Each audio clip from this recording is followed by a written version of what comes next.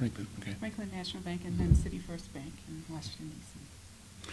I'm Al McFarlane. Welcome to Conversations with Al McFarlane, webcasting live from the Marcus Garvey House in North Minneapolis. We're continuing with our series for Black History Month. Leaders, elders, friends, people that have a story about civil rights, what it means in their life, their history, their vision, their profession.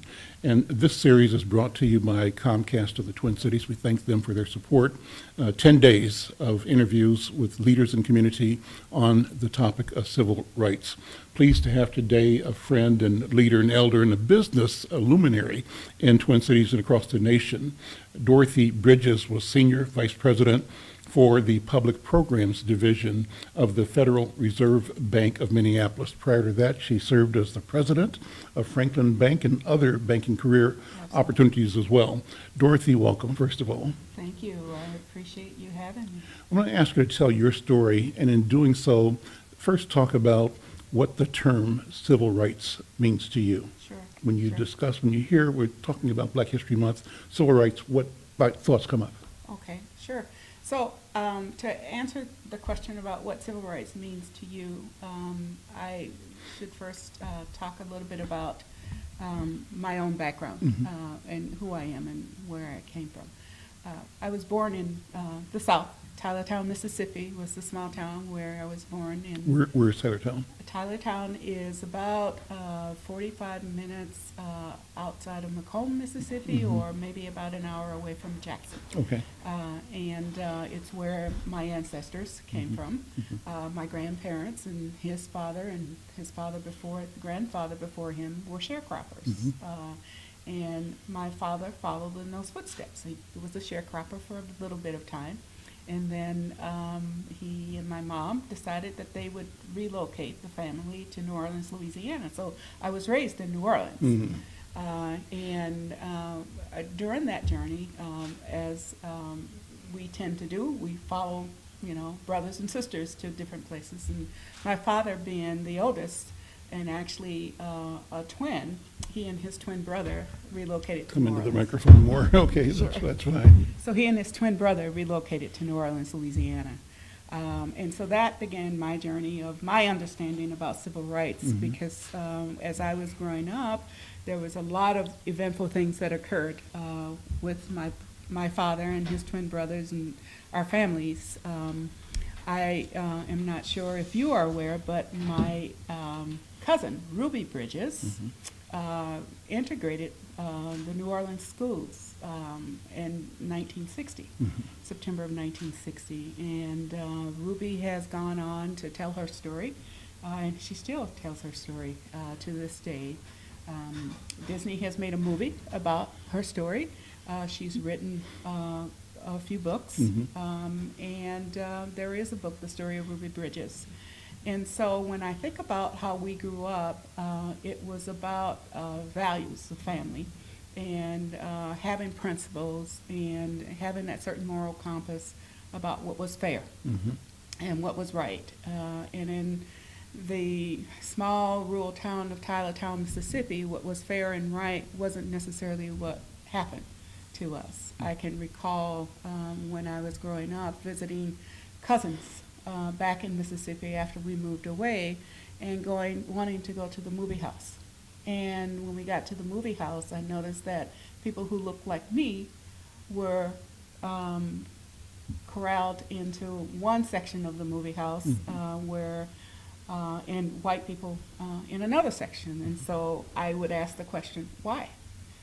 And the answer I got back was because that's the way things are. Or going to a restaurant and the same cook that prepared the meal for white people prepared our meals, but we were not able to eat our meals inside the restaurant. And in fact, we ate our meals outside behind the kitchen on a dirt floor. And you paid for it. And we paid for it, Yeah. and sometimes paid more than white people. And I asked the question, why? And I suppose it's asking that question, why? Why, when we are all human beings, why things are different for us? And my cousin having the courage to walk a gauntlet of screaming mobs of white people to getting education and being a single student in a classroom because no white parent wanted their child to go to school with her. And so spending an entire year with just her and the teacher in a classroom. That's psychological torture. Absolutely. It's intimidation. It's bullying at the nth degree. Yes. But, something that was very interesting for us is the courage that she had to be focused on wanting to learn and also trusting a person who did not look like her or who represented, the white screaming mob outside to really have her her safety at the most important thing in that person's life, and to trust that woman to do her job, which she did. And I often think about that story and think about what kind of grace my cousin needed to have and what kind of moral compass she needed to have in order to survive that trauma, because it was pretty traumatic. I'm Al McFarlane. This is Conversations with Al McFarlane. My guest is Dorothy Bridges, the former retired Federal Reserve Bank Senior Vice President. She was in charge of Public Programs Division at the bank. She retired this past year. And we're talking about civil rights. Dorothy, so this is personal for you. Absolutely. This is not an abstraction. No. And too often, I think, when we talk to people in community, even our own people, sometimes they think civil rights is way back then, the struggle was way back, and that we're not talking about that anymore. But I think you would say I beg to differ. Absolutely. That this is really, really still fresh in your mind and your spirit. The impact of it still bothers you or challenges you today. Yes. You're overcoming as we speak. Yes. Speak about that.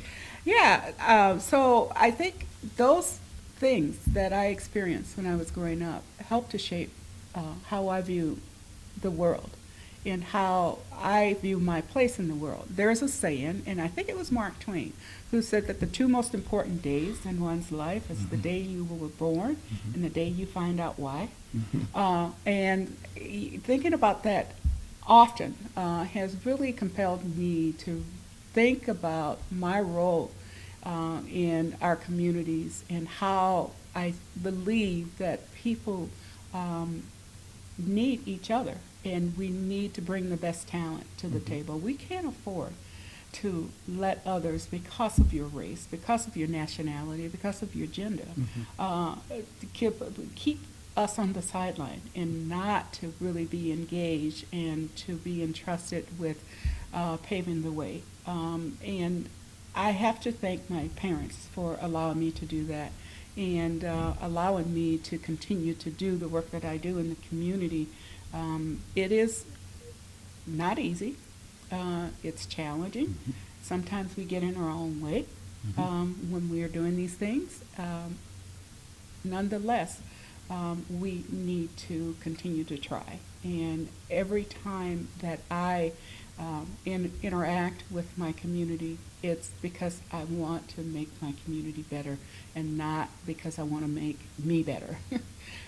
Making my community better and doing that makes me better. That's right. Yes. I'm Al McFarlane. This is Conversations with Al McFarlane, our program focusing on civil rights. My guest, Dorothy Bridges, former executive vice president at the Minneapolis Federal Reserve Bank, a banker. How did you come to this profession? How did you go from the humble beginnings, I would say, in Mississippi, to world-class achievement and world-class accomplishment? Well, thank you for saying world class. I really appreciate that.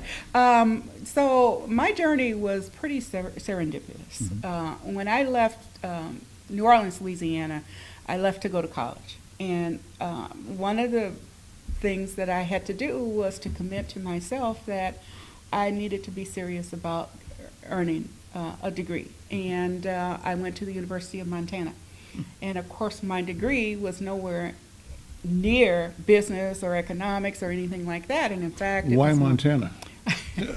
Of all places. Well, as the oldest of 8 children and having lots of people around, aunts and uncles and cousins around, it would be real easy to get distracted.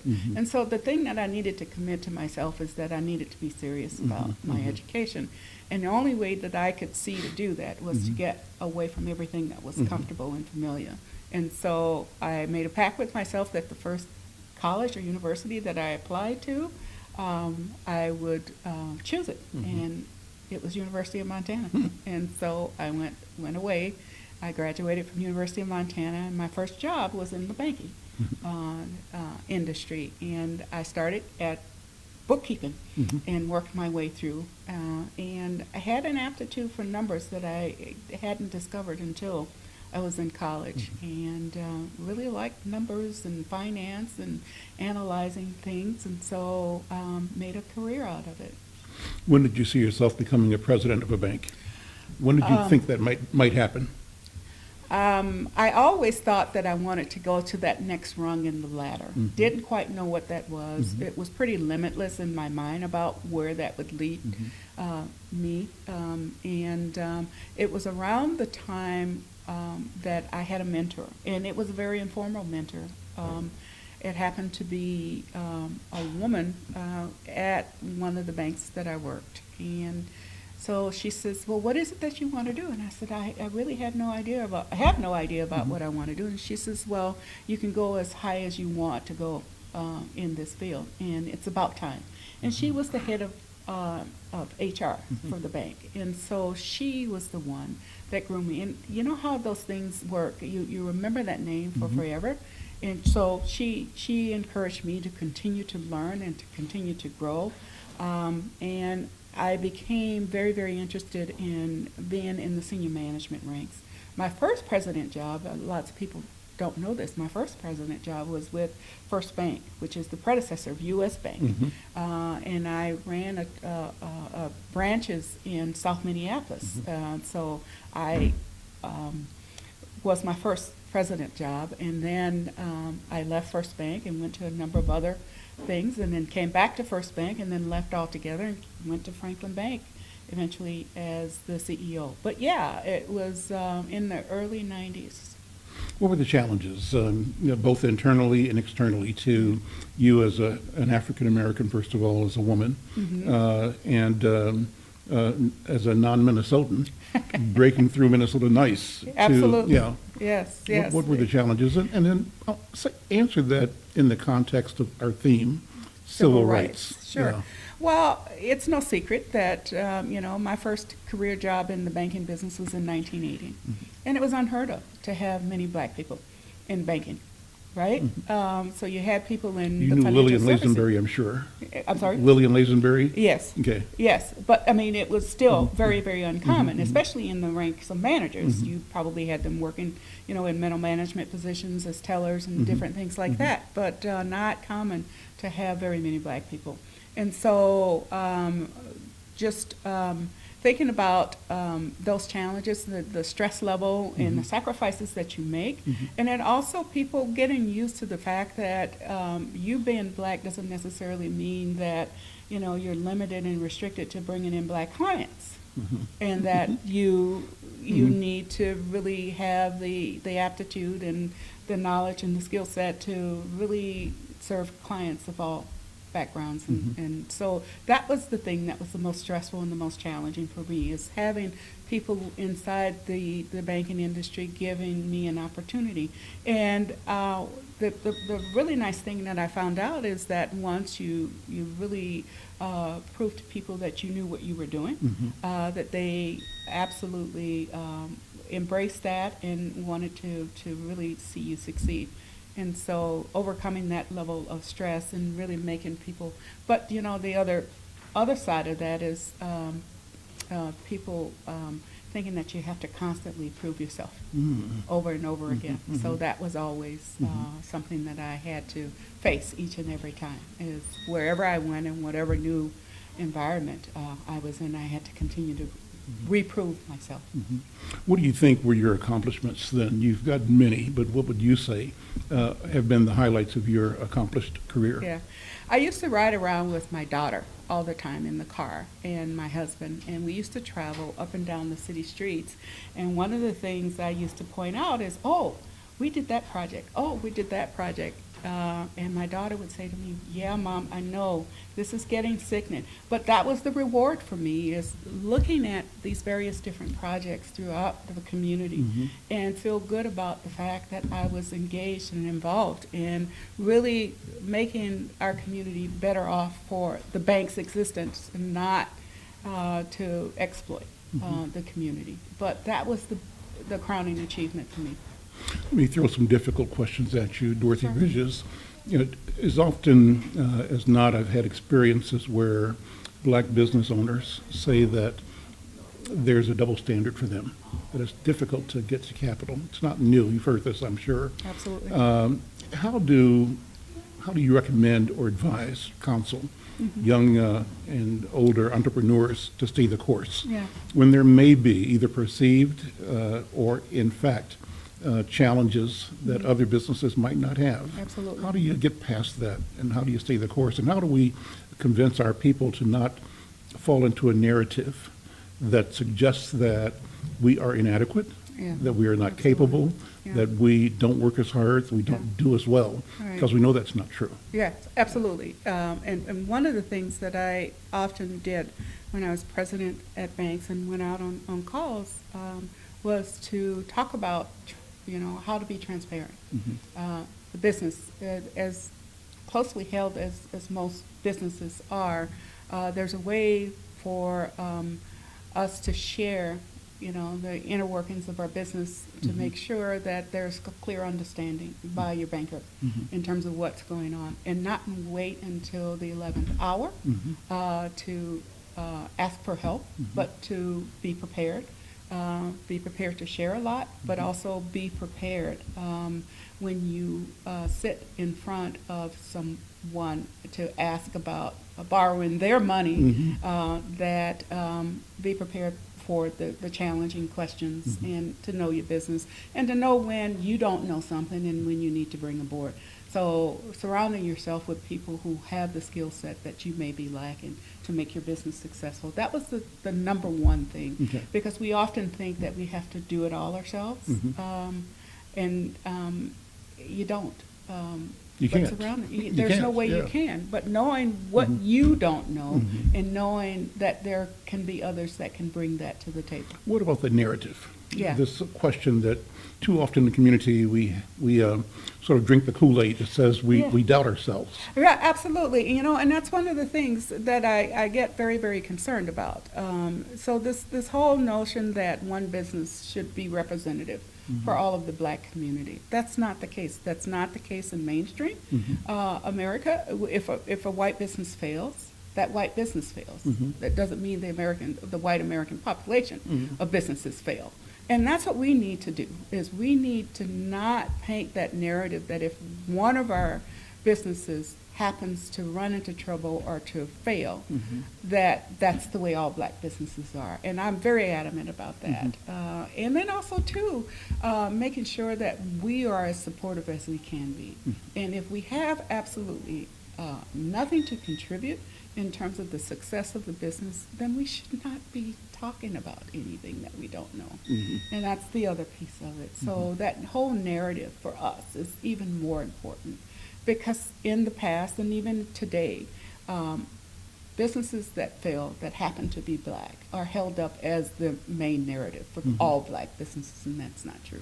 And you reject that. I reject that notion. I'm Al McFarlane. This is Conversations with Al McFarlane. My guest is Dorothy Bridges, former vice president of the Federal Reserve Bank, a former president of U.S. Bank, of Franklin Bank, and other banks in Twin Cities. And if you like this conversation, like us on Facebook, share the conversation with your networks, and also subscribe. We want to continue having talks just like this. I think this is a robust conversation, is what I call it. And I'm enjoying the time with you. and this is especially important during Black History Month. Yes. I think it's great. What's your vision? Let me ask you to close your eyes for a second, in your mind anyway, and sort of lay out your dream, your vision for our community. And the our, for me, starts with ours as African Americans, but ours is really all of us, Yeah. all Minnesotans, all Americans, all Absolutely. humanity. What's your Yeah. vision? So my vision is for our community and all of America is that the best talent really is what is leading our country, and that it's not a divisive thing, and that we see all of us at the table making some decisions that are very, very critical for us. In our own community, it's more about that healthy lifestyle that we think about. You know, the movie Black Panther, you know, people Wakanda forever. You know, the reason why that movie struck us such a strong chord with us is that we see ourselves in that frame of mind, that we have something vital to contribute. And I love the way that the voices that says, well, what can you, a little country, do? That voice was muted so eloquently. And that's exactly what my vision is for us as a community and how we contribute to the broader. Dorothy Bridges, thank you so much. Thank you for having me. Thanks to Comcast. You know, if you want to learn more about people that are doing great things in civil rights, to experience interviews with civil rights leaders from Minnesota and across the country, visit Comcast's Voices of the Civil Rights Movement platform. It's available for free at civrightsvoices.com, civrightsvoices.com. We'll see you tomorrow. Thank you. Thank you, Dorothy. Thank you.